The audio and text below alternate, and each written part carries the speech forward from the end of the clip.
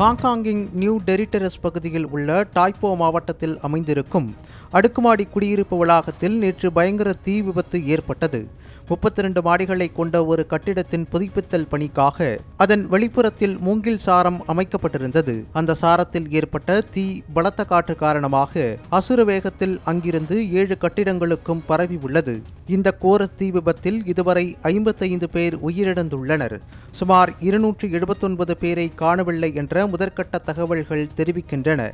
இது கடந்த 30 ஆண்டுகளில் ஹாங்காங் நகரம் கண்ட மிக சோகமான தீ விபத்தாக கருதப்படுகிறது. இந்த சம்பவம் ஹாங்காங் நகரத்தின் மிக உயர்ந்த அவசரகால அளவான லெவல் 5 அபாய எச்சரிக்கையாக அறிவிக்கப்பட்டது. 140க்கும் மேற்பட்ட தீயணைப்பு வாகனங்கள், 60 ஆம்புலன்ஸுகள் சம்பவ இடத்திற்கு விரைந்து வந்து தீயை அணைக்கும் முயற்சியில் ஈடுபட்டன. மீட்பு பணியின் போது துரதிர்ஷ்டவசமாக ஒரு தீயணைப்பு வீரர் உயிரிழந்தார். விபத்து நடந்த பகுதியை சுற்றி வசித்து வந்த சுமார் 900 குடியிருப்பு வாசிகள் பாதுகாப்பான வேறு தற்காலிக முகாம்களுக்கு மாற்றப்பட்டனர். காயமடைந்த 56 பேர் சிகிச்சைக்காக மருத்துவமனைகள் சேர்க்கப்பட்டனர்.